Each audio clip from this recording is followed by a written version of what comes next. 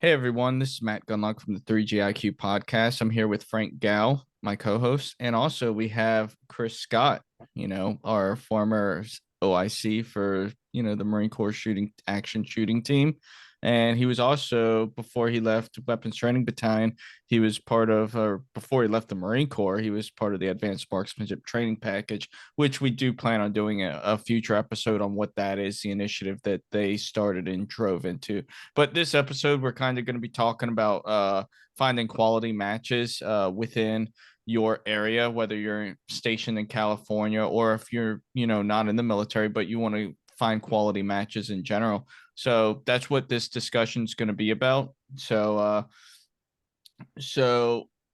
I guess starting out, how would each person define a quality match? Frank, we'll start with you. Yeah, so I wrote down several areas, like criteria, and I'll just go down the list and we'll talk about each of them individually. But I would say at the very top is match administration. How easy is the match to find, sign up in, squad, pay? And how does the match director ensure that there's a good match flow, like not having squads stack up on top of each other? How good is the stage design? Are they really simple stages that you could set up at your local range yourself? Or are you legitimately going there because that match director is putting together something special each and every time? What's the competitive level of the match? Are you going up against GMs? Are you going up against guys that are probably going to stomp you into the ground, but also going to show you something that you wouldn't necessarily get from going out and shooting with your buddies? And I guess the secondary question I would pose there is that does a high level competition in the match also tend to lend itself to the strength of the range officers that attend that match as well? Open question for you all. The match props, right? Some ranges have really good match props. I would say that Zoo City has a really good cadre of match props. Sir Walter had some really good stuff. I'm mostly talking about moving steel activators, that kind of stuff. That just it creates an extra dimension, and these are the things that you're likely to see if you go to a major match as well. Rules and scoring transparency. So there's some standardized rules, right? But sometimes there are some local matches that just make things up, and that does certain things to competitive equity, right? And scoring transparency. Like some guys like the live scoring, but is the match director just going to upload a JPEG of a paper score sheet after the match? Or are you actually going to get timely updates in practice score? And that matters, right? You kind of want to know where you stacked up. Um, the price, right? And that varies per region and based on what you're getting. And then the last thing I'd say is match director personality. So we'll start by talking about match administration. Chris, thoughts on between what are some of the things that you'd see in a good match and some of the things that you'd see in a bad match. Yeah, so I kind of just go through. I tried to write down like what good matches I've been to, why did I like those. Um and so one of the first ones, and I think almost every match is doing this. There's like I can really only think of one 3-gun match that's holding out is practice score registration. If it's not on practice score, it's we're not in the 90s anymore. I think Rocky Mountain 3-guns, the only one that they're not doing practice score registration. You have to like mail in a check, which is hilarious, but it's a good match, so people still go to it. Self squatting, with clear communication. Like I've been to a match before where did self squatting, pick the squad. I was like the lone guy that nobody knew, and then they moved me like the day of the match because I wasn't friends with other people or something, and they needed to move stuff around, which I get, but just clear communication from the match director if they need to make any changes for match flow as far as squatting goes or combined squads. Online payment through practice score. I know that they get charged a fee for using Stripe, I believe it is. It's only like $1.25 or something. It's nothing crazy though.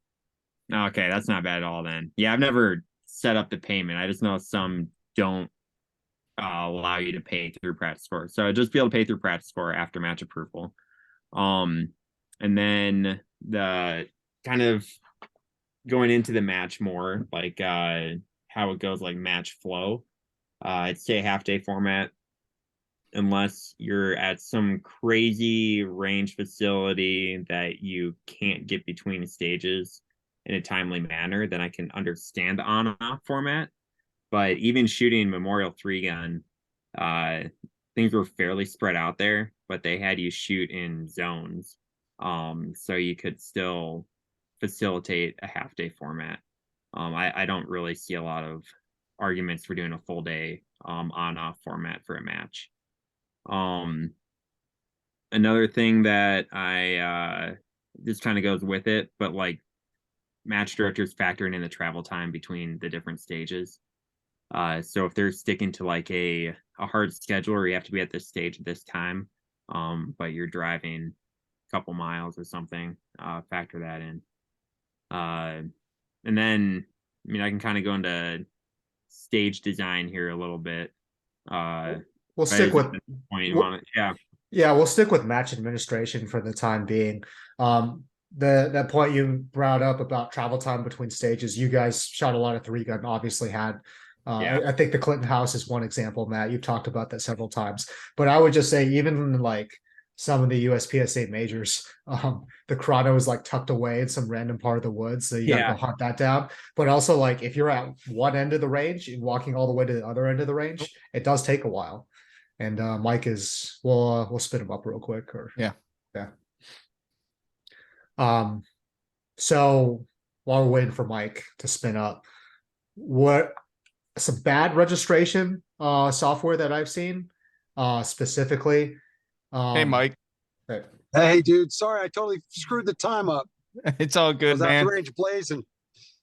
It's all good. We've already started recording, but no, we're literally at the beginning. We're doing quality matches and everything. Okay. And so we're talking at the beginning, like, you know, what constitutes a good match. Okay, so where are you on that? Because I definitely got some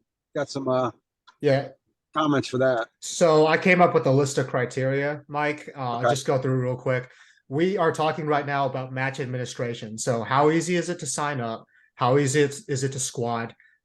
How do you pay? And the general match flow.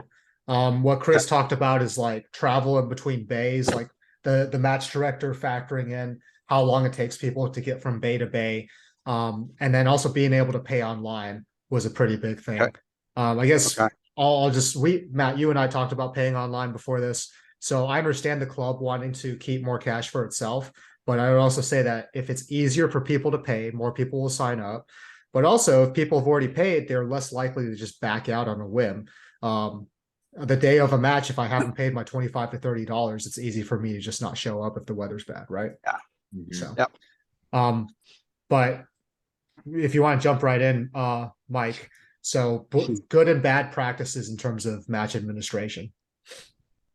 I think the squatting always turns out to be kind of an issue because people want to squat with their buddies and all that. So that's a bit of it. And then how they coordinate it. When I was still living out in Tucson, I'd go to Rio and shoot.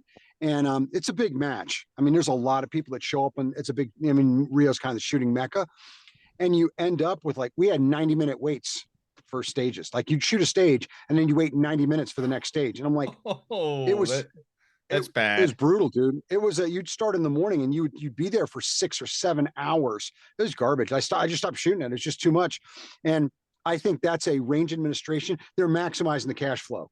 They're just packing as many people. Hey, we can get 30 people a stage. Well, if you have one stage, you got a classifier that's 12 rounds, and then the next stage is a field stage that's 32 rounds with steel. So you got makeup shots on it now, and it takes forever to reset the apparatus. Excuse me, and all that. Now all of a sudden, you don't have 34 people per stage. You have like 58 people at one stage all the time, and it like binds up. So there was a bunch of those that were. The matches weren't balanced. Yeah. The stages, some stages were really long and complicated, and they'd be choke points, and everybody would end up there. If you knew the match, you started at that stage and you were done in 3 hours. If you didn't know and started anywhere else, you were there for 6 hours. So it was like, it was a little harsh, I thought, on the range administration side of it. I mean, that they should have thought it up better and balanced the stages. You'd have some short stages that weren't classifiers that were 19 rounds and 7 seconds, and you're like, okay, everybody burns through all the short stages and then ends up waiting in line for the big one. So I think it's kind of the big picture part of it. Yeah, absolutely. So you know, I agree with everything there. And match flow to me is extremely important. Like that whole, waiting an hour and a half for, just to get on a stage, that's boo-boo on the match director itself. And I think that also shows a level of incompetence on the match directors who allow that to happen. I think Chris and I have ran Marine Corps marksmanship competitions ourselves, and we always take time considerations in between from stage to stage extremely important. And one thing I love about Jason Byerly, like whenever he runs Memorial Three Gun or Battle for the South, Fall Brawl, or even helping JK Khan with the Duskin match, they look at the complexity of the stage, how long it's going to take to get each shooter through. They come up, and a common formula that you can go by, that any match director can go by, is okay, I need to safely assume, and I do it whenever I factor things in, like if it's going to be a local match, if I'm going to run a match, and I haven't ran many matches myself, but I look at, okay, if I have 10 people on the stage, I can reasonably give each shooter 6 minutes, from the time they're getting ready to the time they're on the line shooting, and the time that it takes to reset that stage at 6 minutes. And that's an overestimation. But Yeah. now, each squad is going to take 1 hour on that stage. And if you have to increase it, okay, well, how complex can I keep this stage going? And how complex can I make it? If I'm going to do a long range stage, am I going to make a plethora of other stuff after that long range? Or am I going to make the focus just that long range? And then am I going to transition into some easy shotgun, easy pistol? That way you're still running through 3-gun. And then everybody runs through, and there's not a backup. And then you also have to factor in, complexity for the newer shooters. You have to factor in time. What's the part time going to be? Every stage, your typical base stages may be a little bit different than your long range stage, but that long range stage, there's no reset. So it's just, how much is that match director taking all those considerations? And this goes hand in hand with everything from a local match to a major match. And I think we're in a day and age now, and I'll say, when the fall of 3-Gun Nation happened, a lot of people were like, oh, well, I live in this area. I have access to this range, so I'm just going to start hosting my own major. And people started, getting this idea that I don't have to travel for matches anymore. But the thing is that the match quality didn't get better. And I think Chris and I saw this a lot whenever we were shooting on the team. There were matches that we went to that we were really hoping to be good, and some of them did not hit the mark, and it turned into, you have your major matches and then you have your local majors. And I'm not going to call any matches, but Chris and I went to a match last year where, I had a round go over my head because I was at a different part of the match.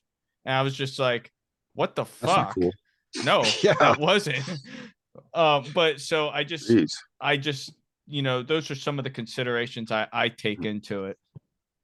Yeah. I look at a thing I see too is complex. On just a quick side note on the complexity of the stages, if you have apparatus set up, they have to be set up correctly so that they can be consistently triggered. Yeah. And so you don't have reshoots, and you're not calibrating steel. I've seen that. That's been a huge problem. Is there's a stage with steel that's not calibrated properly, and people are calling for calibration. That stops everything for 10 minutes right there, for sure. It's like the whole flow is shot. So it's like, you don't just throw a match together. There actually is, a learning curve to that. If you're just starting from scratch, there's a lot of mistakes you got to make. And hopefully you can talk to people that have already made them and not make them yourself. But yeah, there's a lot of matches that are, that people think, oh, like you said, just set up 4 stages or set up 6 stages and we're good. It's like, not so much. Or, give your ROs the power to, calibrate and to check. Yeah. ROs is a whole nother topic we're going to delve into. Yeah, absolutely. That is further down the list. We're already kind of getting into stage design, but if I could add a couple more things, some bad registration practices that I've seen. Matt, personally, for the tactical games, I hated the fact that they use race entry. I Yes. thought that website was Yes. garbage, but Uh, they're now doing practice score. Well, honestly, I think some of them. Okay, so Jared Halbert is a three gunner by trade. He started out in three gun, but and I don't know how their makeup was, what he ran and what he didn't run. And so whenever they had that they are now doing, I want to say they are doing They are stuff doing. through I just signed up through okay. practice score. So they are doing things through practice score now, but I want to say the reason why they were doing race entry before is due to the fact that they had some long distance runners who was kind of in control. So it was basically this is the program, the website we know, we understand. So this is what we're going to use on their level. And I don't think they were fully, in tune with the practice score thing in the shooting community. Yeah, I wasn't a fan of that. And also, if you show up and your match director is signing everyone up on a piece of paper, that's not, it can work. It can certainly work, but it's indicative of several things. There are better ways to do it, and that match director either thinks that they cannot learn that or is unwilling to learn those other ways of administering a match. And More human error there too. yeah, so a lot of human error too. Like when they post a picture of a bunch of people's names and their scores at the end of the day, are you willing to take that as the gospel truth? And the last thing I'll add there is make your match easy to search in practice score as well. There's a lot of generic names and acronyms out there. And in the odd case that like I'm following the World Shoot right now. All I had to do was look up like I think it was Thailand or World Shoot or IPSC, and it popped right up. So having something distinguishable, I think, is pretty important. Mm-hmm. That way, it also gives people an ability to score hawk. Exactly.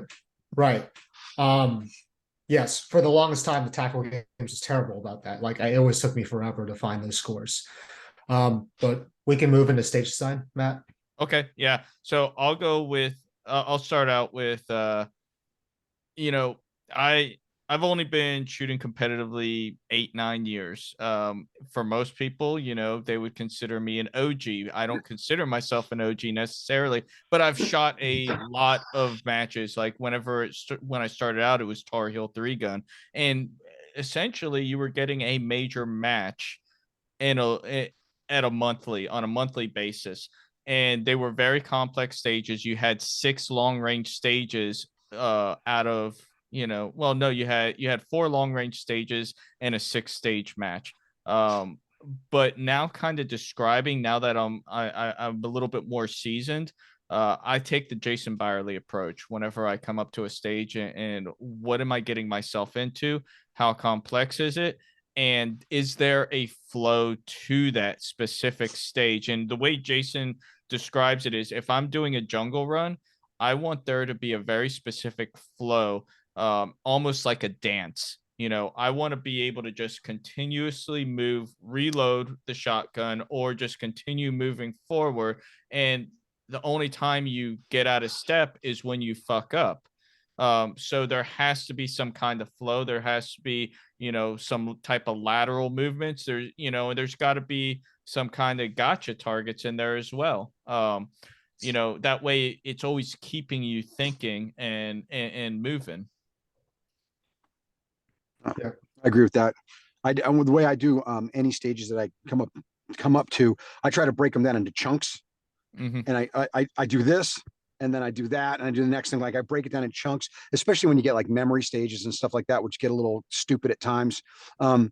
It really helps to do that. But there's always, like you said, if it's done correctly, there'll be a flow, but there'll be a catch me you know what target somewhere behind a barrel or something to force you to come out of that flow and then re-enter the flow again. And I think that's actually good. Shout out here, not this year because I effed it up, but the year before when I shot at PCSL, there were a couple stages like that where there's a really distinct flow, but there's one target that makes you depart that and then re-enter that. And I think that's good, but it should be logical. And it shouldn't be overly ornate. Like I've done some memory stages in like at Rio that I know the guy that set them up, and it's like you gotta be freaking Einstein It's like you can shoot one target from here and 2 targets from here, but then 1 target. There's like 8 different shooting boxes for like 12 targets. And it's just like, it's everything is obscured and behind barrels. I'm like, I get it, but I don't get it, because you're not testing marksmanship.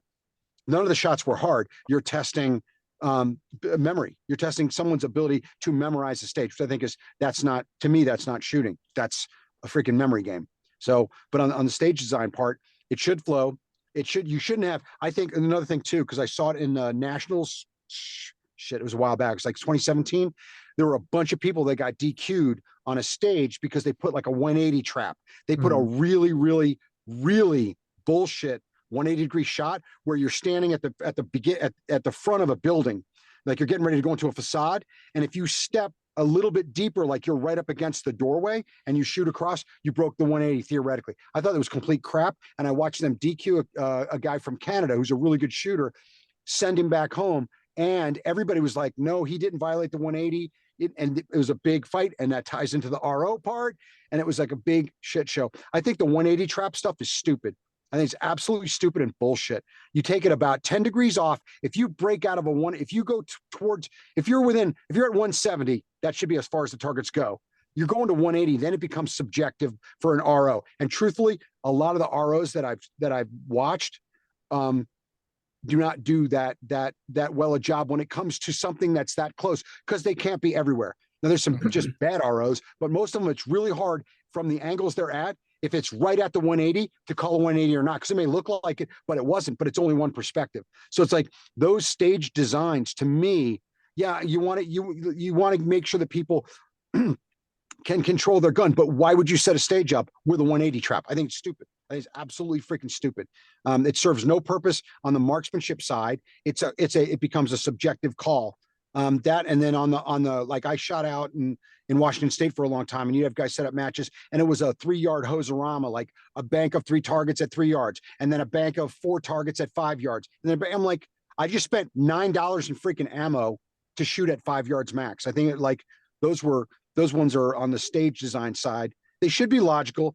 They should be reasonable, and they should have some component skill, either requirement or emphasis at certain parts. Like, this is the precision part of the stage. This is the speeds part of the stage. Okay, we go from the speed to precision or precision to speed to see if you can change gears. There should be some sort of test to it, not just random targets thrown out and like, because that's what you want to do. And I've seen a lot of those on local matches.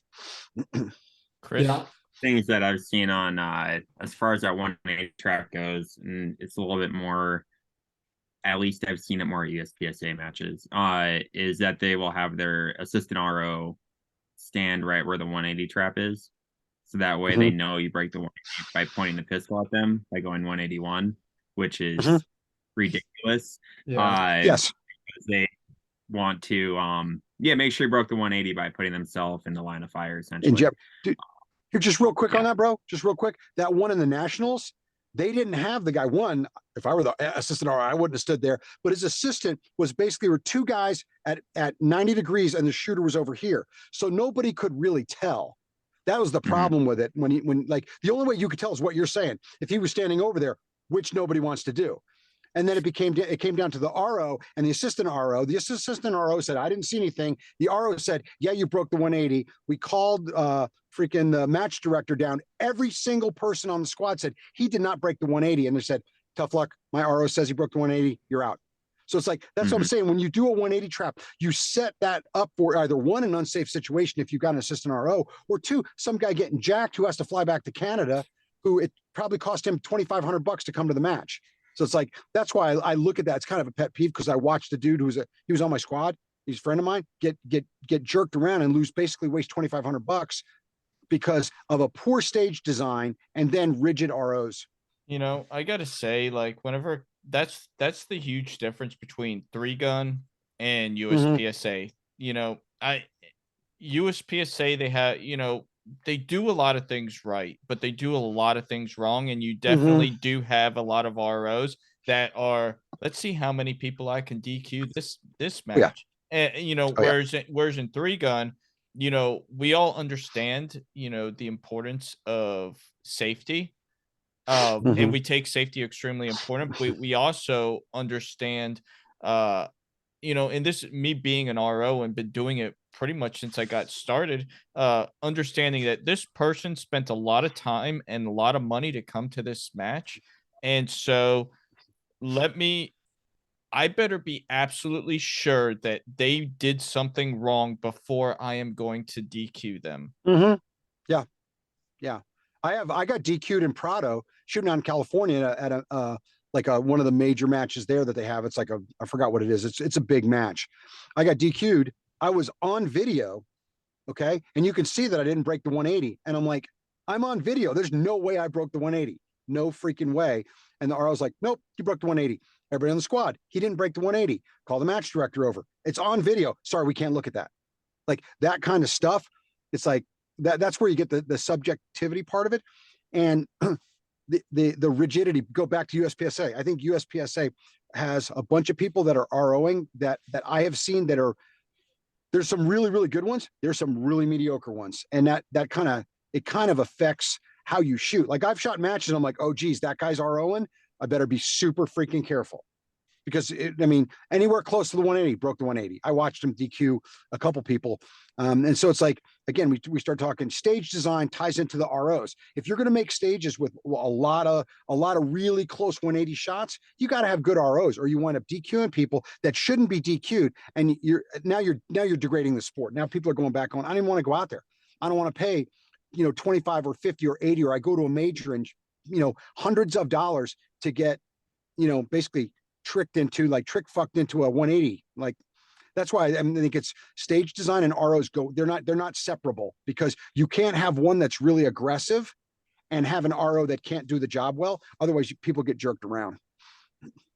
Chris, I don't think you were necessarily done. So sorry about that. I got on a tirade. Nah, I can tell it's a heartfelt subject.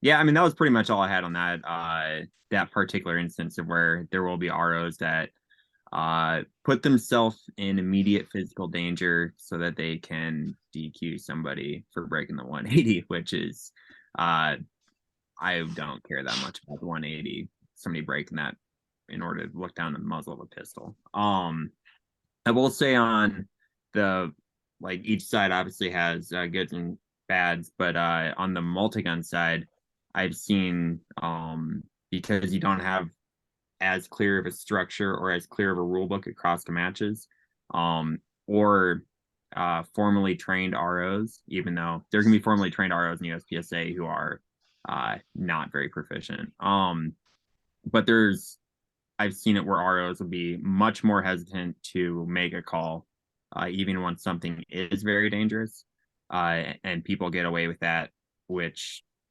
can end poorly. I haven't seen it end poorly yet, but people are a lot more hesitant there and will allow things to become more dangerous. Like I've looked down muzzles and people want to give them more on the local match level. They want to have them give them a stage DQ and then have them shoot the next one. It's like, hey, this guy's brand new, bless his heart. And we'll work with them and maybe you could work with them on the side. But the next stage, he then also broke the 180 again pretty blatantly and then was DQ'd. It's like, I don't think we need to look down a muzzle twice when you're standing behind them for a DQ. But those are kind of one-off situations. I think we got pretty far off the stage design there, though. On the we kind of start bleeding it. It all kind of blends into each other. Yeah, I came up with some criteria. But yeah, we kind of got into the competitive level of the match. But a few points that you guys hit on.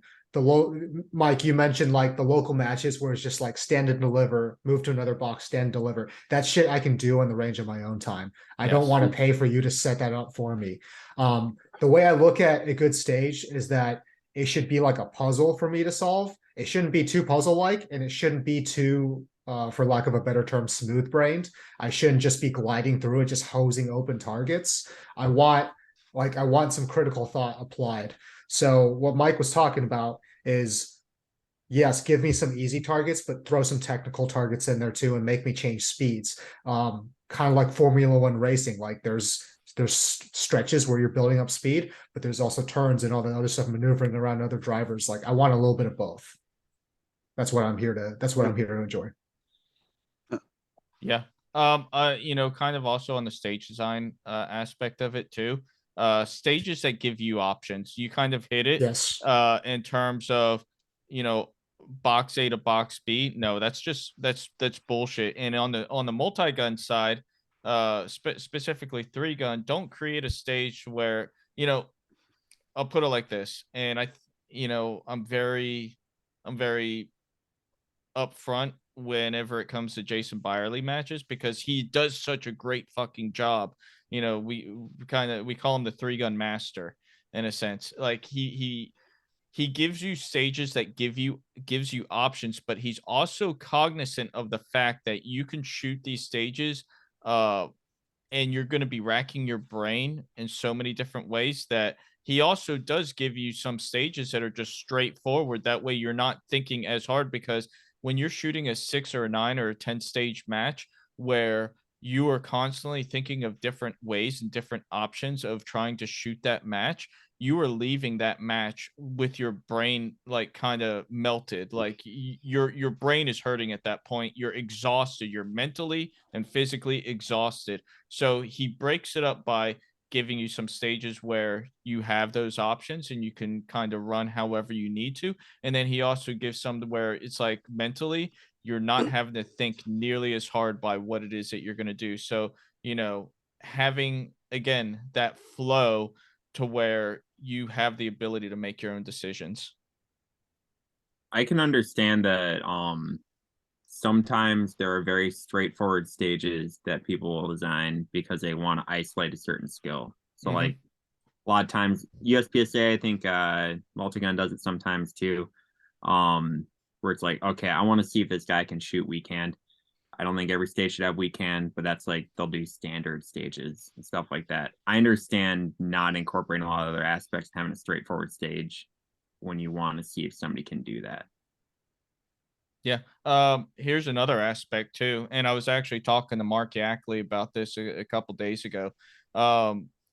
Thinking of matches in terms of what is most beneficial for service members, for us, for Marines, for others, Army, Navy, Coast Guard, whatever. What what kind of matches do we want to go to as Marines that's going to bring out that proficiency and those skill sets that we do as Marines?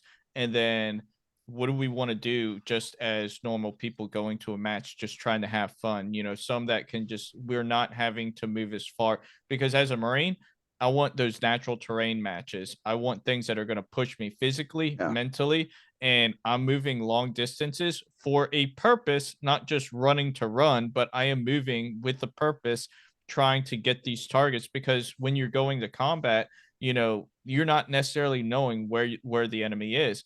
So it's having you search for targets in a logical format. I agree. I think it's the physicality part of it. It either appeals to some people or repels others. But I think having good at that PCSL match that Max Leograndis runs, there's a lot. There's like little jungle lanes and stuff. They're all purposeful. And there's long shots and short shots, and there's a lot. There's good difficulty. There's some just pure speed stuff, but it's a good balance.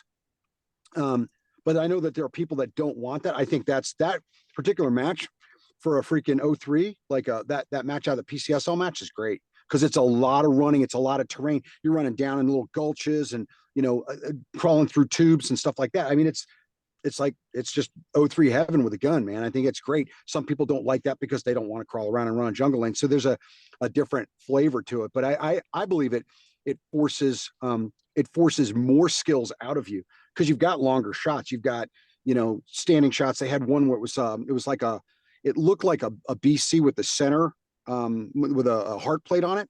Yep. And you have to shoot that. It was like 50 yards or something like that, between 50 and 70. And if you miss it, that's if you hit it, that's a bonus for 20 points. Each miss is a penalty, is a 10-point penalty. So basically, if you get 2 misses then and get a hit, you zero it out. So it's like stuff like that where you got to decide, can I make that shot? Like, there's some decision making, which I think was kind of cool because there's a level of skill that's hard. But the matches like that, I love matches like that. I mean, and I like for like I said, for an 03, that's friggin' awesome. Some people don't want that. They want more of the stand and deliver with a little bit more difficulty. So, I mean, as far as the match design goes, I think it's going to be hard to pick something out for everybody. But I think on the military side, anybody that's that side, field courses, like jungle lane kind of stuff, whether it's pistol rifle or both, or pistol rifle shotgun, that is definitely the best. So that kind of goes into the next subject of match props, and that could be anything from tank traps to barricades to cars to having bear traps and poppers where it has, what is it, the rappel line where it has a target come down like a rope or something like that. Like what do you look for in terms of that? One thing that, and this is kind of like match props / targetry, is that the visual representation or presentation is the same throughout the match or as close as it can be. I know there's some debate. Sometimes matches like won't paint targets, or sometimes matches will paint targets at the beginning, but they won't touch them again throughout. And there's going to be some inconsistencies because we're playing this sport outside. Like, you can't control everything. You can be shooting in almost a tornado and then the calm. Like, that's not going to be consistent. But trying to avoid like setting a target in an area that's going to be shaded during one part of the day and not shaded during the other part of the day. Or if you are going to paint target, have a consistent time frame that you paint them. Or if it's really hard to see for everybody, at least it's like consistent for everybody. So that's all that really matters. Mike? I just consistency apparatus, like you said. I mean, I've seen stuff that it's swingers that were inconsistently set up that swing at different rates. Like, legitimately, you can tell the difference. The stuff that, like, exact same stuff you said. I didn't get your name, but anyway. It's Chris Scott. Yeah. Okay, Chris. Same stuff Chris said. Like, some of it you just kind of get jacked because of you're either facing into the sun or not, but different times of the day, different sun shining on different things in different ways has a distinct effect. You see that too when you're like, if you shoot steel matches during the day versus at dusk, if you're shooting irons or dots, or like, there's a lot of stuff that comes into play. I think just overall, it's just the consistency of it. First of all, the apparatus, the reasonableness of what you're doing. I mean, if it's super easy to you have a giant, really fully exposed swinger, then why are you even wasting the time doing that? You might as well just have a no shoot in front of it, and you got to shoot ahead at 20 yards instead of a full, metric that's going like this. I'm like, hey, it starts to take more time to set up, but it's got to make sense. It's got to be logical. It's got to be consistent. And there shouldn't be a radical difference, throughout times of day. So it's basically, mirroring what he said. Right. Yeah, I am all about the consistency. And for me, I think that's a huge feather in the cap in terms of staff reset. So the few matches that can get away with staff reset, that's a benefit, right? You have the same people setting that prop every single time. And they see it. So they see the changes in terms of it wearing or falling out of calibration, and they can fix it. When you have competitors resetting every stage, that competitor is looking at that thing for the first time throughout that day, and it's going to change every time they shift out squads. So everything that you guys said, I completely agree. Did you have anything else to add, Matt? I look at it in terms of also what kind of props are you giving me? And basically, without repeating everything you said, yes, consistency is a huge part, but okay, am I going to be able to shoot from a moving vehicle? That's something that's a really, from at a major match perspective, like I want to do something I don't normally get to do at my range. And that's something I do look at in terms of when I go to a major match. Do I get to shoot out of something I don't normally see anymore? Memorial 3-gun or, Battle for the South, Fall Brawl.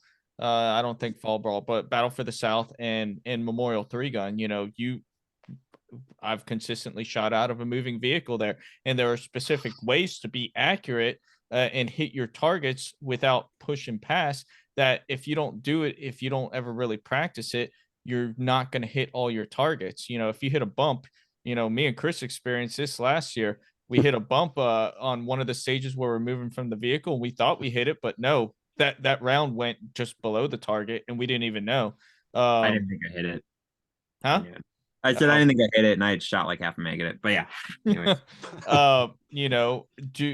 Another cool aspect, like, is there kind of they had a helo prop at Memorial. You got to shoot out of a Huey, not moving, but they had that. You got to shoot out of a plane there, like it. And then that kind of goes back to whenever I shot Blue Ridge 3-gun championship, when that was held at Rockcastle Shooting Center all those years ago.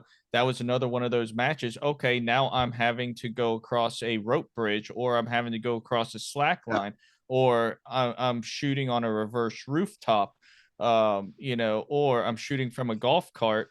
It brings out different elements that you don't normally ever see at a local match setting. So I look at match props and saying, what am I going to be getting out of this, and what's the depth of the match going to be, and what's that reset going to look like? To go off your kind of like shooting out of the plane and stuff, it's interesting that some of those match props, like, in reality, you could achieve the same thing by putting some fault lines on the ground. Like when we were shooting out of that plane, it's like obviously not flying or anything. We could have set up fault lines on the ground and a little port to shoot out of when we're shooting out the window. But just the fact that you're running through an aisle of an airliner, like, it introduces a fun aspect. That's a huge part of why I shoot. Like, I want to be good at shooting guns, but I'm paying for entertainment too. So it's just like neat to have those props. And you just remind me of something else, like with those match props, like shooting around a car. And if I can't shoot over the car and all I can do is engage from under the car, like I remember one of my first Blue Ridges, we could only shoot, the stage brief said shoot the 300-yard targets from the right shoulder laying down underneath the car, or right behind the car, and shoot from underneath. And then you have to switch over to your weak side and do the same thing. It's getting you to be uncomfortable and take shots that you aren't normally doing, and it's teaching you how to fight around a vehicle. So whenever it comes to rules and scoring transparency, we've kind of already hit this some, but I know USPSA is very structured and very rigid, but whenever you get into the multi-gun facet, most people prefer that it stays an outlaw. Like, they don't want some kind of organizing body. And I get why. 3-gun nation, as beautiful of a thing as it was, it also ruined a lot of things.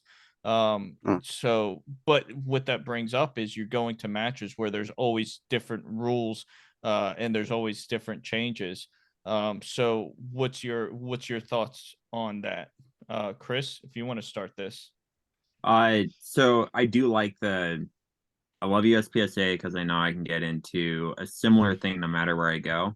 Granted, there's downsides to it. And I like the variability of multi-gun because you can experience a lot more different things depending on whose matches you decide to go to. I think the important part and the successful matches that have been running for a long time, so like Superstition 3-gun, like they have a posted rule book that's been vetted over multiple matches or multiple years where they've made practical changes to it. So you have like a well-vetted rule book, and then you have a group of ROs that knows that rule book, and it's posted ahead of time. So you can read the rule book ahead of time, and the ROs know the rule book. Like any rules that you fall under, you really don't have anything to complain about because you know what you're getting into before it. So I think just actually posting it up and actually following it is the biggest thing. Mike? No, just things that are rule books that don't have any ambiguity in them, because that's where people either feel like they get screwed or they want to argue. It's like it just should be straightforward. I mean, I don't care what the rule. I do care in the big picture, but I don't really care in the specificity, like exactly what the rules have to be. I just want to know what they are, so I know. Other than that, I've been to some matches where they don't really know, or that it's there's too much left open, and then you get sea lawyers out there, and everybody's trying to find a way to get around the system kind of thing. But that Rio they have for their 3-gun stuff. They've got great ROs, and they've got a very they've been doing it a long time, and they've got so many good shooters. That is a perfect a model for it, because they've got that shit down. Mm-hmm. Frank? Yeah, this kind of brings back something that Chris said about rules being enforced unevenly or just maybe not being there at all. In terms of safety at local matches, if it's a lot of buddy systems and you're letting, because let's be real, there are going to be some shooters that show up to these matches because they want to get better and because they just got into gun ownership, and we should absolutely be applauding that. We should be supporting that. But sometimes those individuals are just, they're not safe gun handlers. But it's not good to let them continually get away with bad practices without, at some point you're going to have to enforce a rule. You're going to be like, hey, it's not, we can't continue to enjoy our sport in a safe manner with you participating. So you got to figure some stuff out on your own before you come back. I actually got a follow-on question for the group. Have you guys seen that typically, I'd say mostly local matches, if there's pretty good competitive parity and good shooters at that match, is that usually indicative that the guys that are rowing that match are going to be pretty decent as well? I think at the local level, more so, because those are the guys ROing. I don't know. I've seen some pretty bad ROs at nationals. So that's different, because I think at the local match, the guy who's winning the match, he might be helping RO in a squad, right? But the problem, I think, with major matches is that if you're a really good shooter, it's a disadvantage for you to shoot on staff day. You're absolutely It right. is. And a lot of people who RO major matches are people that are new to the sport, and they want to do something that's more at an affordable level. Not saying that's every single one of them, but okay, Chris Wiseman, he's a local North Carolina shooter. He is one of those guys. He is the grandfather of ROs, or the father. I don't want to, he's 47, I think. He's not that old, but he always ROs matches, every major match, and that's just who he is. He makes it. He's on a cop salary. I don't think he does it because of that, but he enjoys the aspect of meeting everybody at a match. But the real majority of people that RO are your newer shooters. Yeah, so I guess what I see is at your level 2 and above matches, specifically for USPSA, you are going to get two groups of people. You get the perpetual career ROs who tend not to be that great of shooters. I'm talking about the C to D class shooter. That it's more of a tourism thing for them, I guess. But it's also the fact that if you're shooting on staff day, you're essentially being a guinea pig for that match, right? If there's something wrong with the match, you are the person that's going to suffer, because it's not going to affect the actual people who are going to be shooting in the days after you.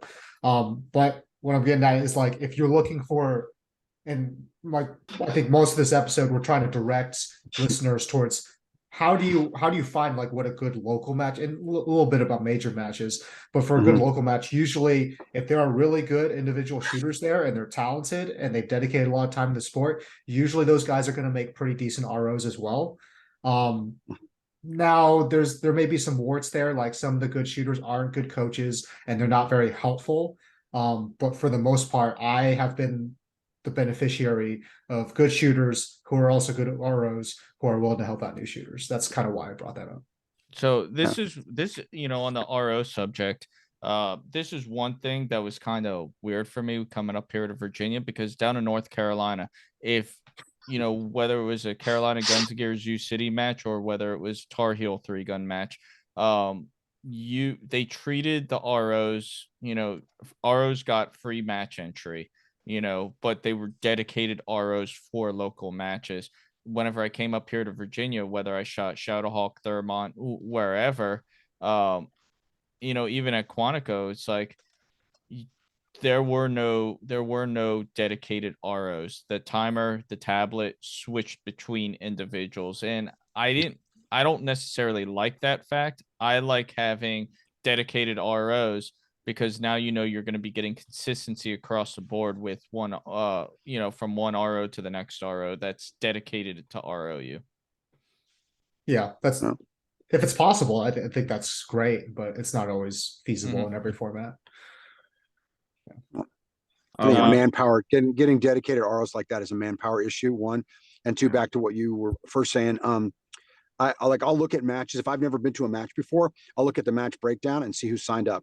And if there's, a bunch of, A class and above people, there's some GMs in there, there's a bunch of masters, and then there's like most of the people are A class, and then there's only a couple. I will normally, I'll have an affinity for that. I'll go, that'll be a pretty cool match because you've got talent there, and you're not going to have a bunch of masters and some GMs and a bunch of A class shooters go to a crap match. They're just not going to waste the time. So that usually is kind of indicative of it. Mm-hmm. Yeah, I agree. Now, what do you guys look at in terms of price?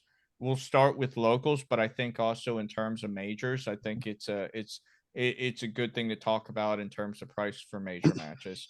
So, Mike, what are you willing to pay for a good local? And then, what are you willing to pay for a good major? Well, if you look at, most of the locals that I've shot have been like $25 to $40 matches. I haven't shot anything much higher than that. I figure if it's a well set up match, $10 a stage. If it's 5 stages, it's $50 ish or below. I mean, that's on the high side, but I haven't spent a lot of money. I mean, the stuff I shoot out here in Utah, or when I shot in Tucson, was $25, and I thought that was reasonable because you've got ranges and setup, and people have to work. Majors you're going to get depending on the level of quality of the match. I understand it's going to be a couple $100 up. I mean, it's not going to be inexpensive, but I have to look at I look at the match and they have the breakdown, where it is, who's running it, what level of match it is. Is it a 2-gun, 3-gun, what's the format? And then look at Rio matches are worth the money. I mean, there's a couple of $250, $300, something like that. I think for Superstition. What is that now? I haven't shot it in a long time, so I haven't shot it in 4 years. So. Last time I saw it, 350. Yeah, but that's I mean, if you're looking at everything that I've seen, every major that I've seen has been 250 and above. Yep. So the last time I shot it was 300 actually, and when I shot it at Rio. So I think it's reasonable. They've got great props and all that. So I think if you're looking at that, that's an investment, obviously, for some people, but that's also on the competitive side. That's where you find the best competitors. That's where you see what you got. A local match isn't worth $5 if it's a bank of 3 targets at 3 yards followed by a bank of 4 targets at 5 yards, and it's not worth it. So again, it's kind of measuring them out. But $25 for a local match, and then depending on what your sectionals or areas provide, you're getting $100+ obviously, 100, 200, 300. So I mean, it's hard. Like I said, it's hard for me to evaluate because I don't shoot that many majors. I haven't recently. So I'm kind of I'm probably not the greatest judge of that. Chris? So back when I had a job, I was willing to pay a lot more for matches. But yeah, now I'm unemployed, a little lower. Unemployed, please. Yeah, I would say for major matches, kind of to go off what Mike said, I don't care that much about the price unless it's something like astronomical. Like if it's $600, I'm gonna look a little closer. But I've been to bad matches that are $150. I'd gladly pay $100 more, $200 more, because you're paying for the travel, you're paying for the ammo. The match fee is actually kind of a minor part of the overall expense when you go into a major match. And then local matches. I think I've paid like $50 at Paulo most recently. But if you get a good day of shooting, I think $50 is worth it. That's kind of high on the high end. Like if I was doing that 4 days a week, that kind of suck. Or 4 days a month. But you say Paula as in California? Yeah, California. Yeah, because it's in California too. Yeah, it's the California surplus. And then you pay Yeah. like more gas to get there per Yeah. gallon. Mhm. Yeah. Like Tucson and Utah match is like $25. So I think that's a great level for it to be. I will say one thing about Paula, at least they're, and I think they do in their USPSA too. But their multi-gun, they had paid setup crew. And Yeah, they had they did. guys. And that I thought that turned into really good stages too, because you had a mix of guys that were paid to set up the stage and paid to tear down the stage and design the stage. They had an incentive to actually put out some good work and stages, and you had a variety of people, so you weren't shooting the same kind of coming from the same guy's head for the whole match.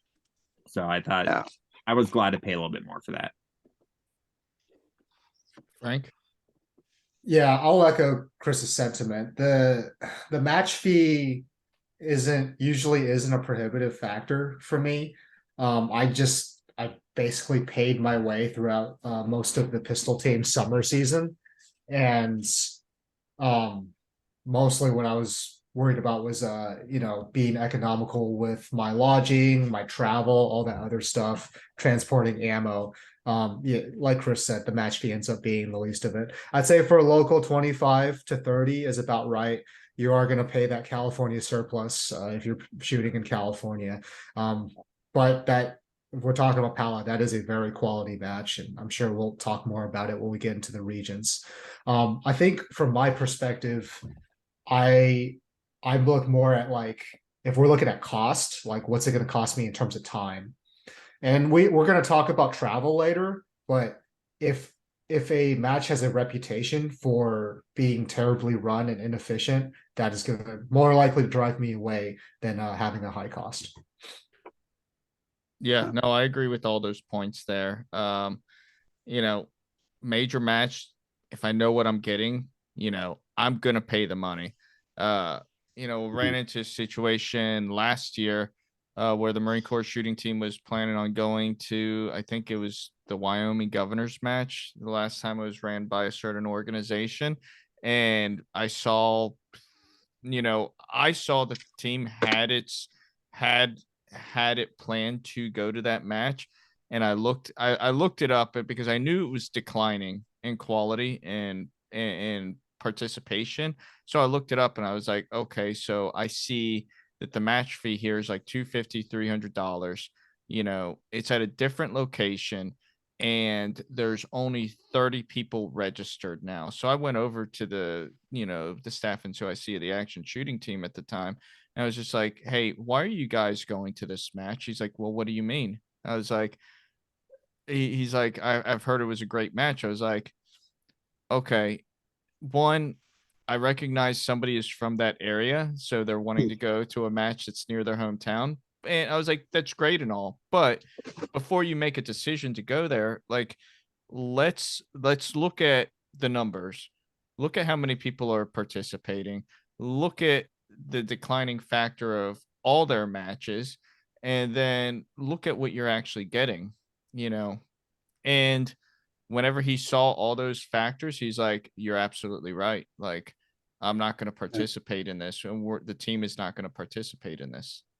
And so it's kind of, and I know we're kind of going into like how do you determine, but those are some of the factors I look at whenever I'm willing to pay money. If it's one of those like classic, okay, let's go out to Superstition, let's go out to Rocky Mountain, let's go to Hard as Hell, let's go to one of these major matches that's been around for so long, and like when people think of three gun, those are some of the matches that they think of.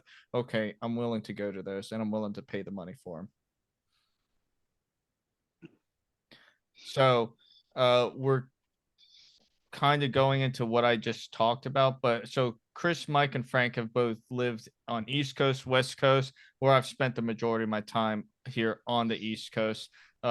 We've all traveled across the country to shoot, but before we commit to going to a match in another state or across the country, what is your process of elimination and determining if you're going to attend a match or not, Chris? So I'll look at, like you talked about, the registration numbers. If there's actually going to be heat there too. So sometimes they have it kind of hidden where you can look, but like a lot of the good shooters under like reserve spots, so you can't see their name. I think sometimes you can hover over each one, which is a pain in the butt to try and figure that out. But yeah, look to see if like is AMU going. Would be an easy one because they're typically not going to go to a match that isn't very well represented. And then now that I'm having to pay for more stuff first when I was on the team, like how easy is it to get there? But if it's a really good match, it doesn't matter that much. And now also look like proximity. Like I'm on the West Coast now again. I'm gonna be sticking probably to the West Coast a little bit more for matches just because it's a lot cheaper to drive and bring my own hotel than to And so fly. since I have a job now, you want me to travel out to you so we can go to a match together? Pretty much, yeah. Mike. That's the process. I I know a bunch of people that are, you know, pretty accomplished on that shoot a lot. That's all they do is shoot. I'll just pick up the phone and call. I'll look at a match. I'll look at, you know, who's who signed up for it right then. I'll look at the overall numbers. Like if I get on practice score and get geeky, I'll just go backwards and go, is it declining or is it increasing or is it about the same? And is it fully staffed? And then I'll just call some guys that I know and go, hey man, what, like, do you know anything? Have you shot this? Yeah, I've shot it before. It sucked. Or yeah, I've shot it before. It's freaking baller. I'm going to go again this year. And then, like, it's a lot of word of mouth. And I'll find somebody that shot it last year. Like if they shot it 3 years ago, okay, that's cool. But a lot of things can change in 3 years. So I get recent, you know, a recent freaking AAR basically on it from a legit competitive shooter. And that usually tells me everything I need to know. And they'll usually tell me, oh yeah, the hardest shot was 367 up on the hill and it's an 8-inch plate. And like they'll give me some dope on the whole match, but I'm overwhelmingly do it word of mouth. That to me is the best way to do it. How about you, Frank? So it's a couple of things. It's the personality of the match. Is it going to be a well-run match? And I think what was really cool about hopping on with the Pistol Team summer schedule is that Scott Rader knows a lot of these matches and he knows which ones are quality. He knows a lot of match directors by name. So I kind of trusted him to kind of like put together the schedule, and I just hopped along and got exposed to a lot of really great matches as a result. But I think even more important is are my friends going to be there? I want to shoot with the boys. And if it sucks, if either the match sucks because the match sucks or because the weather sucks or something else, I want to at least like suffer with good company. Good point. So another thing that I do is, in 3-gun is like the guys who travel to good matches, it's a small community. And so kind of like what Mike does, hopping on the phone, calling somebody. I do a lot of that myself, but I also hop on Facebook and, everybody, all the 3-gunners know that there's a 3-gun meme page where we all roast each other, but there's also a 3-gun information and events page and a 3-gun talk page that Dave Hartman runs. And so you can kind of, and Chad Swartout, he'll put together like a major match list on an Excel document, given when it's going, how much it costs, who's the match director, all their contact information. And so I'll look at those lists, kind of pick out a schedule of what I want. And nowadays, like much like Scott Rader, I know everybody and anybody, and I can just pick up a phone and call the match director. They're going to know who I am. And then I'll call people who do plan on going to that. And it's like, hey, what's skinny on this? What am I getting into? And I do kind of an evaluation like that. But you can find out a lot on Facebook. You can find out a lot by just picking up a phone.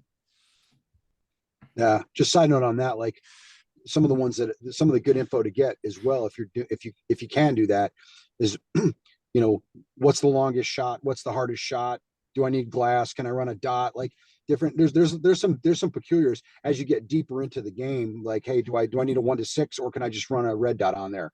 Mm-hmm. So that those little things make a difference, I think. Oh, I agree. You tailor your gun. Yep. Yeah. So this is more for the local matches. What is everybody's average distance or time that they're willing to spend in a vehicle to go to a good local match? Mike, if you want to start it out. I would it outside of one exception, I would say for me, it was when I was in Tucson driving up to Rio was 90 minutes. So that was kind of my standard was 90 minutes. I'll drive down to St. George from where I am. I live in Utah now.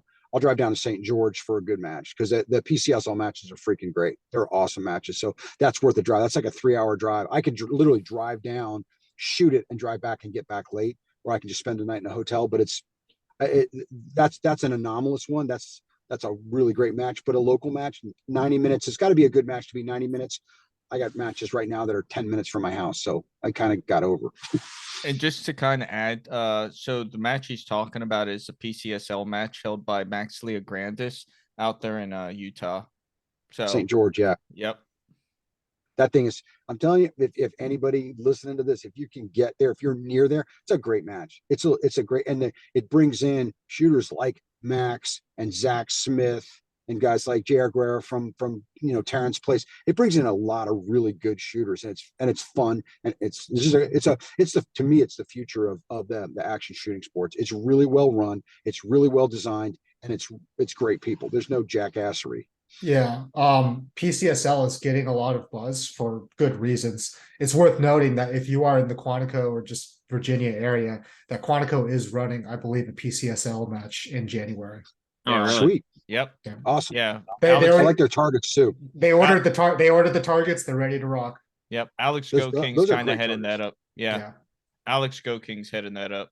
Nice. Oh, good dude. Solid dude. Oh yeah. Chris, what about you? I'd say about 2 now that hours. you're almost homeless. Yeah, it'd be like 2 hours. When I was single, it was like 3 hours when I was in California. But now it's now I just don't shoot that much. So yeah, but it was about 2 hours. It gets to be a Are little you bit down by San Diego still? No, now I'm in Tucson. So I just Oh. moved here. Yeah. Oh wow. Okay. But I was in San Diego a few years ago. Yeah. Yeah. Well, yeah, you got 3 points, you've got Pima Pistol Club, and then if you want to go up to Rio, you got tons of stuff up there. So you got some. I'm pretty excited about the area. Yeah. Yeah, yeah. Have you if you Pima Pistol Club is a good place if you're close by it. It's a good place to train because that's where I used to shoot. And once they know that you're legit, you can pretty much do what you want. Like they've got a lot of apparatus you could use. You just go in there and sign like $100 a year. It's a great place. It's a great range. So worth it. I'll check it out. Yeah. How about you, Frank? I am spoiled right now in terms of having like 3 quality matches within hour and a half of me. So Thermont, hour and a half, Quantico is 40 minutes, Fredericksburg is a little over an hour. When I was stationed in Camp Lejeune, the farthest I would drive was either at To Go Shoot Outdoors or Sir Walter Gun Club, and both of those were about 3-hour drive one way. But it was a good enough local match that I was willing to make that drive. And I was pretty aggressive about getting homies to come out with me as well. Yes, that makes it easy if you go a long drive. Mhm. Some of the freaking boys come with you, and it's like it's not a big deal. It's a mini road trip. It's awesome. Yeah. Oh yeah. So a lot of grab ass going on, but it's good. All right. So for me, I think I'm the outlier here. So I've kind of mentioned before in the past that Quantico or the Virginia area does not have a 3-gun. I know Quantico, Go King is going to start putting on some 3-gun PCSL stuff, which is great. It makes it like a 45-minute drive for me.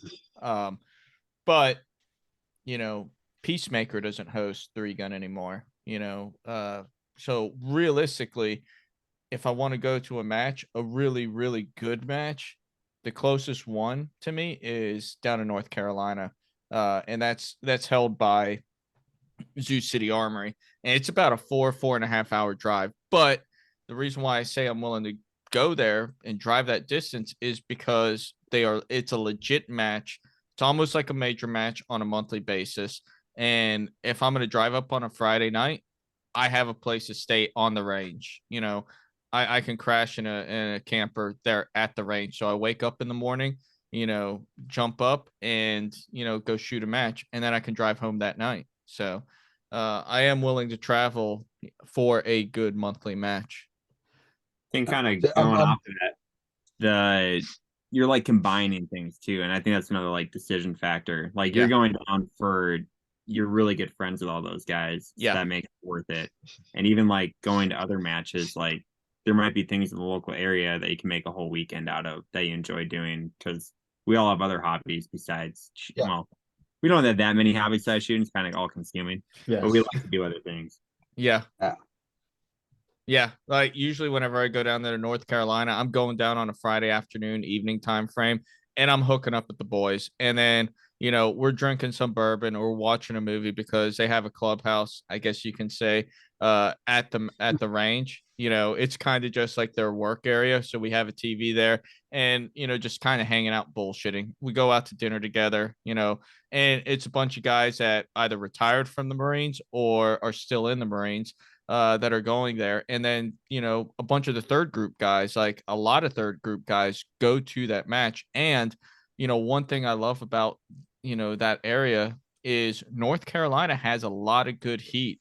They have a lot of solid shooters. So you're not just going to a match where it's just your local guys. You're going to a match where there is national level talent there. So you're constantly pushing yourself and you can constantly evaluate yourself against national level talent.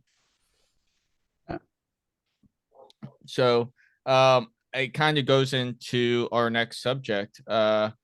And this is going to be, I kind of mentioned it. Everybody's kind of spent their amount of time, East Coast, West Coast, Southwest, what have you. So, I guess we can go around the table and, kind of tell the listeners based on locations that we've all been in, what are some good clubs that are worth going to in those local areas. And, I'll start it out with the mid-Atlantic area. North Carolina is not mid-Atlantic, but I'll just lump it in there. Virginia, North Carolina, Pennsylvania. And in Virginia, honestly, really good multi-gun, 2-gun, 3-gun is Quantico when they do have them. It's not often that they have them, but when they do have them, they're worth going to because Alex Goking, he takes a lot of what other people have put out and then he designs the stages based on what he is allowed to do on Quantico. In the Pennsylvania area, you got York, Ontalani, and Topton. All very solid matches. The longest range you're really going to get out of those matches about 250 250 yards, so not that much long range, but they utilize the space that's available to them and make the matches challenging in their own right. And then the North Carolina area, I've kind of hit on this a lot already. The Zoo City Armory out of Asheboro. You have one long range stage there, but you also have, that long range stage, you're getting 400 yards. And then whenever you're going into the bays, you're getting a complex base stage, not just a moving from left to right or box A to box B. You are getting your options. You are able to think about what you're going to do. And the cool thing about it is one person might have a completely different stage from another person, but they have the same time, same score, because they are that good and they're that comfortable running what they're most comfortable running with. And it's a really cool aspect there. And then another place there, I wouldn't say it's local, a local match, but it's more moderate, medium match, not a major, but a medium level match is whenever John Sherbert runs like the Griffin Group Rumbles or the night matches there. They Frank, you've shot those matches there. They're complex. Yeah. The benefit of Griffin Group is that the layouts on that range allow them to get away with things that no other range, like we're talking 360 bays. We're talking really good long range setups where you're shooting from like a 2-story scaffolding and all this other stuff, like shooting from the bed of a truck. Yeah. like Griffin Group, there's a lot of money there because they train a lot of military and law enforcement. That's what makes it such a great range. And the fact that Sherb runs those matches, he's also a really good match director. Yeah. And Chris and Frank, like I answered more of the 3-gun stuff, but you guys have shot USPSA here in Virginia, Pennsylvania area. Do you have anything to add to that on the USPSA side? Frank, do you want to go first? And now you're Yeah. probably, Yeah. So the current circuit in Virginia, the locals that I will go to over and over, Quantico, Fredericksburg, and then I'll go up to Maryland for Thurmont. So I am living in Manassas, so it's like that. Those are the closest ones to me. When I shot in North Carolina, the locals that I was willing to travel to, Sir Walter, which is in Raleigh, Pitt County, which is in Greenville, North Carolina, Low Country, and this is the odd one. It's on the border of North Carolina, South Carolina, and it's weird because it actually doesn't share any of the characteristics I've been talking about. Like there's no heat, there's not a huge population, but the stages are really good. It's actually kind of sad because I think that match is dying out. But Low Country is a good one. Go Shoot Outdoors is in Sanford, North Carolina. That's Chris Tilley's range. He's been, he's done a bunch of world shoots. He shoots for Bull Armory. He puts together some really outstanding matches. I took a JJ Rakaza class. The first day was just working with JJ, and the second day, actually no, sorry, the third day, we shot through Chris Tilley's match, and JJ squatted with us, and he basically like coached us through the entire match, and that was really that was a very valuable experience. And if you're willing to go all the way out to Charlotte, Rowan County is really good too. That's where they hold the state sectional most of the time. Random shout out. It's not North Carolina or Virginia. I did visit my dad once in Austin. I shot at the Austin Rifle Club in Manor, Texas, and that was a good match as well. Okay. I'll throw in a couple 3-gun matches. They're not locals, but they're not crazy huge ones. You're still gonna shoot them in a day, and if you live in that area, you can drive out, shoot them, and then drive back. But Mid-Atlantic Multi-Gun Challenge, Yes. run each year. It's fairly inexpensive too. I think it's like 100 some bucks. 150, I think. Sounds right. 125. And that was always a very fun match. It's pretty cool too. They do I can't remember the name of it. I had to Google it and I still didn't understand it. But this like tiered payout where it's cash prizes. And you can pick like your different percentage. So like even if you're not necessarily going to be a shooter that's in the top 10% of the match, you can try to compete for prizes, cash prizes lower in the match. But they run really good stages. They have a little bit of natural terrain there. It's all within like 200 yards. So that's a very fun match that we enjoyed going to each year. And then another one-day match is the 3-man 3-gun. That's been a really fun one up in Pennsylvania. Yeah. So, and that's same thing. It's like with the team, each person's paying about, I think, $150. 130. Okay, even less. So that's another fun one if you're in the local area there to get a couple buddies. And there is a wide range of skill levels. So there'll be law enforcement guys who've never shot 3-gun before shooting it, and it's a pretty good environment for that. We've kind of talked about 3-man 3-gun, but what I will reiterate on that is like that's a match that doesn't have any movement and doesn't have really any complexity. What it does have is stand and deliver. Like shoot your game, shoot as fast and accurate as you can, and have a good time with your boys. Like you come up with your stage plan based off of your strengths. If you are a strong pistol shooter, you shoot your pistol. If you're a stronger rifle shooter, you shoot your rifle. And if you're a stronger shotgun shooter, that's what you're going to go to. And you rotate. They have like a tag system. One person tags in, then the next person, then the next person, and you kind of come up with your stage plan based off of your strengths. Now, there are times you're going to have to shoot. Everybody's going to be shooting the same gun. But for the most part, you can come up with stage plans based off of your strength.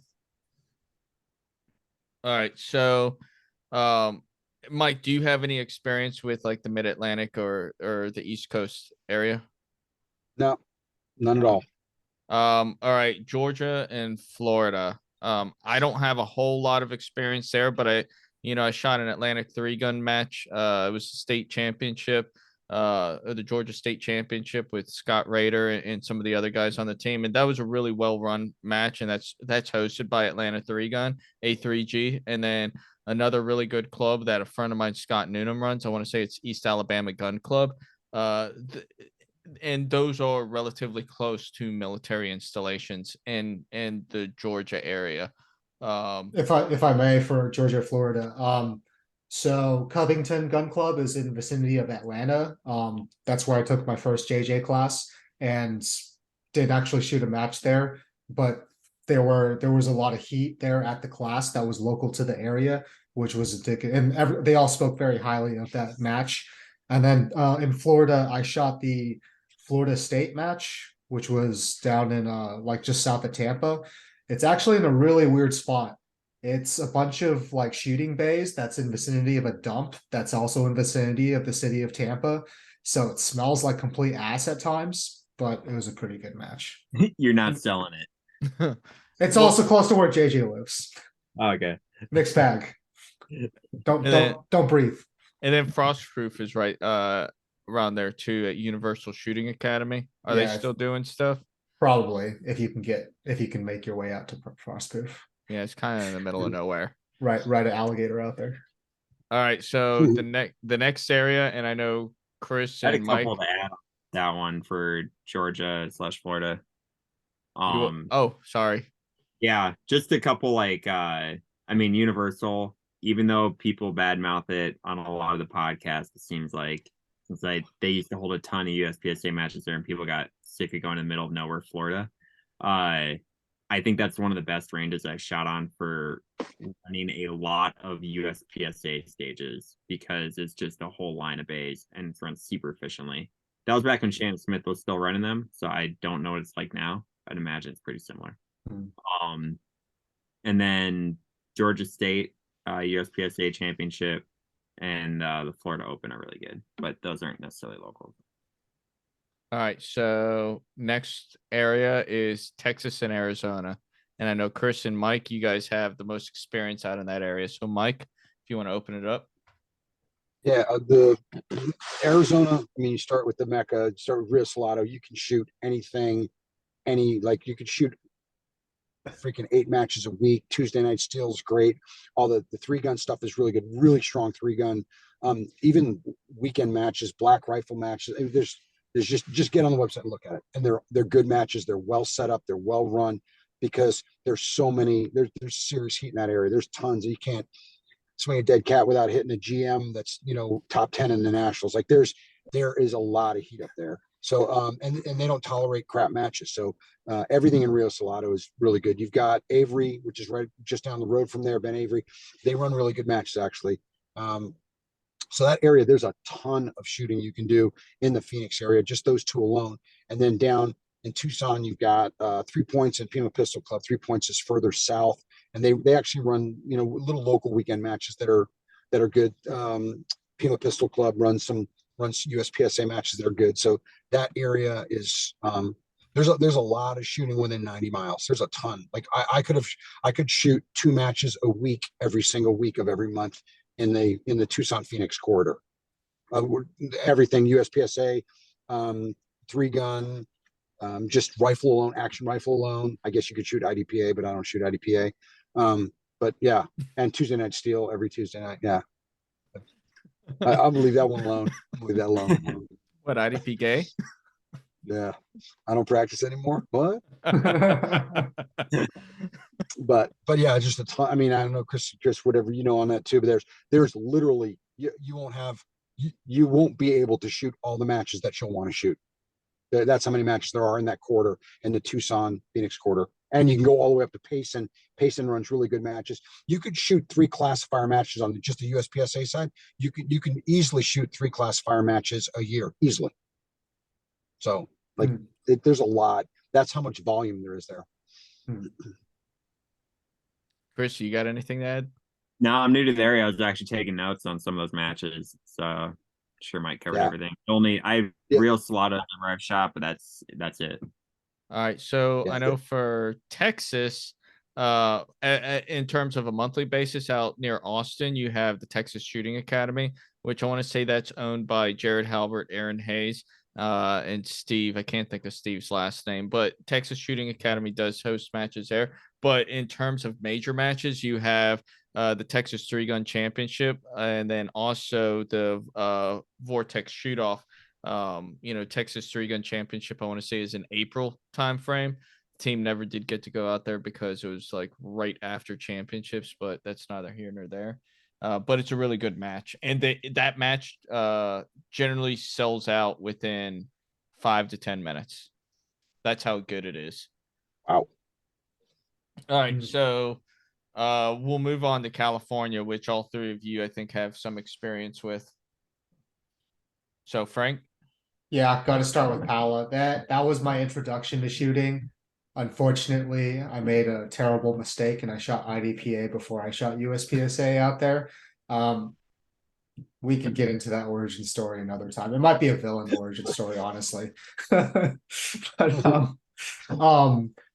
yeah, it spoils you because there's good stage design. There's really good shooters out there, and they were very new shooter friendly. Was that also that was also your experience as well, Chris?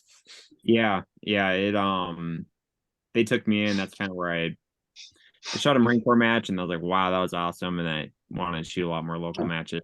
And they were very accommodating. There's a bunch of cops and military that shoot out there too. And you kind of just get hooked in the local area, and they very accepting of somebody like me. So let me ask you this, Chris. When I went to Pala, that was the first time I realized that nobody followed the goddamn laws in California whatsoever. Yeah. Did you also find that being a shooter in California, that shooting community was a lot more close-knit and protective of each other just naturally, just based on the state that they were shooting in? Yeah, that I was kind of surprised because it was all I knew at first. Like, oh sweet, every place has like 3 matches or 3 local 3-gun matches a month back in their heyday there. And I didn't realize how tight knit the community was until I moved to Virginia and I couldn't find a 3-gun match. And then it also felt like, honestly, a lot of the matches I went to Virginia just like an outsider where everybody's kind of in their own group and nobody interacts. It is totally. Oh no, it's just Paula has I tell you a Paula story from the beginning of my shooting, but the California, just because I do a lot of work out in California and I shoot matches out in California, and my partner who's a 03 as well, we're gonna start shooting a match every month together as instructors, so that just to kind of talk, walk the talk. But that community out there is super close knit. And I used to shoot a Prado when JoJo's crew was down there, JoJo Vidanius, and then now they've got Route 66 Shooting Sports Park. Now I'm actually going to be shooting out there next month. So it's like but the community is super freaking tight knit, and they're good people. Like, I show up people I shot with 8 months ago, like, hey, what's up, man? Hey, we got Gatorade and the little thing. Like, it's an awesome. The California shooting crew is freaking sweet, man. They're on. Yep. Couldn't agree more. And they're serious about it. Yeah. Good. There's some heat out there. Yeah. Well, one thing I thought was cool is, like, Chris, when you and I went out to Wyoming a couple of years ago, all your California boys, they were all like law enforcement officers. I think you were the only outlier, but you are an MP, so whatever. Like, huge asterisk. Yeah. But it's like, you guys kind of continue, like, kind of like the whole Marine relationship. Like, as soon as like you saw them, it was kind of like it's like you guys never left each other, and it was just really cool to see, like, the shooting community like that, where we're down on other sides of the country now, but like we're still getting together, and like you still have a very close relationship with those guys out there. Yeah, it's pretty neat. I actually just rolled through. We were on a road trip. So I shot there about a month ago, and it was the same thing, like old friends right away. I will say I noticed that with you, with a lot of the North Carolina guys. I know you spend a lot of time shooting down there, and we'll run across some other parts of the country, and yeah, it's pretty neat building those relationships. All right, so Last area that I guess we'll talk about is the Utah, Wyoming, and Colorado area. I had And a couple Mike. more California Oh, ones. okay. Go ahead There's before also we. Washington State. Okay. So So Chris. the California ones, this is where I shot my first 3-gun match, West End Gun Club. And then Mike Bauer, who's a pretty good 3-gunner, is running that match now. And I think that's one of the only 3-gun matches in the area now because they stopped running them at Paula. So that's a good match. And then this is not in like Southern California area, but Richmond Rod and Gun Club, up Yeah. by San Francisco-ish San Francisco, area. yeah. Yep. That's a good one, yeah. Yeah. I think they run some in San Jose as well at Metcalf, but I know Richmond, I've shot up at Richmond before. That's a good club. But San Jose's got a really nice, Metcalf has a really nice range complex. I'm pretty sure they do some stuff up there, but I don't know that one for sure. I know if you go Nice. further north, you got Washington State, you've got a bunch, you've got Marysville, Renton, Paul Bunyan. There's a bunch of them, and that's where Christian's up. He's shooting up there. So there's lots of quality matches in Area 1 in the Seattle area. Like I said, and I shot there because I lived up there for when I was in first group. So there's a lot of good talent up there, a lot of heat up there, and there's good matches. Okay. Yeah, I didn't think of Washington just because I never hear anything about Washington. Yeah. And we're Like I kind said, you of. got guys like Christian Saylor up there. Like there's dudes that are Yeah, and like, Juanza Kim too. Yeah. Juan 6 up there. Yeah. That's true. Um, Yeah, so there's I mean, another area we kind of skimmed over is the Minnesota and Wisconsin area, which, Chris is familiar with that area, but you got what's it called? And Ben Stager's up there for Ben's USPSA. up there, Joel's Yeah. up there, Joel Yeah. Park. There's a lot of heat up there. Yeah. So what's the name of the club where they do Minnesota 3-gun? Horse Lake Sportsman's Club, and they're Yep. actually gonna have the USPSA multi-gun nationals up there. Yep. I know that's very debate for some people, but that's a very active club. I was surprised when we went through there this summer. You can shoot. I think they even have weeknight matches too, but they're wow. very active. Yeah, During the summer, I should say. During the winter, not so active at that club Not so at much. all. Yeah. Yeah, and I think Jamar Villamore, he's the guy who runs like the Minnesota 3-gun group. Just, really good, fun match to be around. Wisconsin, can't think of the name of that club that we went to for the Wisconsin State Championship. No, I don't know. remember. Yeah. But it's right outside of Madison. Yeah, it's Yeah. right outside of Madison. Good time, a lot of natural terrain, a lot of wide open areas, and a mix of bays, natural terrain, and long range. So that was a good time out there. And I know they run like the monthly matches as well. They even had a bullseye rifle range too, so that's pretty cool. Yeah, you can. Is it cool? Is that the adjective that we're going to use to describe? Maybe we could shoot some PPC too. That'd be awesome. No comment. Yeah. All right. The last area, and this is kind of Mike's area too. And I know you just moved out to Utah, but you've shot some of the matches there: Utah, Wyoming, and Colorado. So I know that Utah, just from shooting them, I've only shot. I just got out here a month and a half ago.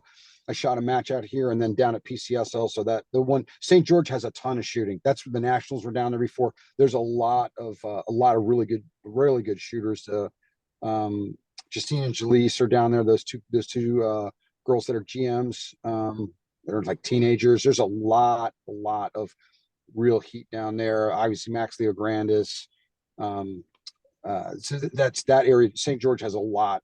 I shot up here and the match was really good. There was the squad that I was on was almost all carry optics, but there were 4 or 5 masterclass carry optic shooters on that squad. So it was some freaking talent. I mean, it wasn't like it was not it wasn't a lower end match. It was just a local match. There's obviously a cross section of talent out here. I think I was because I'm not I don't think I'm classified yet. I might be classified because of my iron sight stuff. But if I'm classified because of my iron sight, I'm an A class carry optics. But I was like one of the other dudes in there that was A. So it was a good group of dudes in there, and it was a well run match, and it was good apparatus and all that. So I just know that one Salt Lake Practical Shooters. So I'll know more as I push along. But there's a lot of shooting here. There's probably 4 or 5 matches within 60 miles of Salt Lake. Okay. I know, in terms of Wyoming, Chris and we've shot the Wyoming Governor's Cup match, not a local, but it was a really good facility out of Cody, Wyoming. And then I know down in Cheyenne, they also have a really good club. I'm not really familiar with any of the local stuff that they put on, but like the facilities that I've been to, out there, pretty top quality. Colorado, not entirely sure about what they have out there. I know some of the people Yeah, that magazine runs, restrictions, we know that. Oh yeah. but I know I've heard nationals there. I have heard some good things about some of the matches that they have there. I'm just not familiar with them. Just One that's production yeah.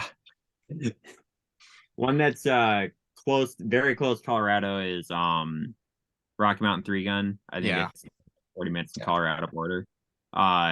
That's a good one. I know it went away as kind of more of a 3-day match for a couple years, but I guess they brought it back to a 3-day match. I don't exactly know what it's at now, but that's a good it's a good match at least. I think it still is at the NRA Whittington Center. Yep. And if you're interested in like making a match into like a fun overall trip to vacation local area, that's a pretty cool area. Same thing like Matt when we went to the Wyoming Governor's match in Cody there. You can go to Yellowstone on your day off or whatever. So you can turn that into a whole vacation too if you want. I mean, you and I hiked up Hart Mountain out there and hiked 2,000 meters or 2,000 yards to the mountain, then hiked another 2,500 yards up the mountain, and almost got stampeded by a bunch of cows on the mountain. Almost lost your heart on that one too. What? Almost lost your heart on that one too. Yeah. I did too. Yep. But yeah, that's kind of everything that we wanted to cover. Do you guys have anything you guys want to add to listeners in terms of, what they should consider and look for in matches? I'll go real quick. All right. Sorry to cut you off, Chris. But if you find a quality match director, that's someone you stick with. I look at like some of them, they're like directors, right? Like if you're a film guy, kind of like I am, some match directors some directors put out really great movies. Like for example, if Christopher Nolan puts something out, I'm probably gonna see it in theaters. If Michael Bay puts something out, maybe I'm going to see it when it comes out in DVD. The same way with match directors, like some of them put together really good stages and some of them just chain together a bunch of stand and deliver stuff. Another thing I'll say about that is like, I really don't want to hear a sermon during the safety brief. This is very recent in my memory because a match that Matt and I shot, it was just like, that dude was all over the place. Like, he started briefing the stages during the safety brief. I'm like, dude, that's what we're here to do. Like, you have to brief every single stage. Like, I think there might as well be a bingo card given out during this safety brief. And if he hits if he mentions politics, if he rages against liberals, he starts going into stages. If he starts being very specific about horror stories about other shooters have come and shot up his range and stuff. I think that you'll get a bingo there. So that's kind of the personality of the match director is going to dictate a lot of the quality of the match. And typically the match director has to be an organized person. That's and somebody who puts a lot of effort into it. And then the last thing I'll say about local matches, if you're consistently going there and stomping everybody, then that's a sign that you need to branch out and go seek some heat. We've talked about it several times in all our answers. Most of us see the fact that good shooters are attending that match as a sign that that's going to be a quality match, and that's largely true. So for those of you guys that might be going to a match in your backyard and it's not very competitive, I would urge you to make the drive to something else and just see what else is out there. I'll, Oh, oh, yep. No, Chris, go. I'll just branch off of Frank's thing there. Kind of the match director's emotional stability will bleed down to RO's emotional stability.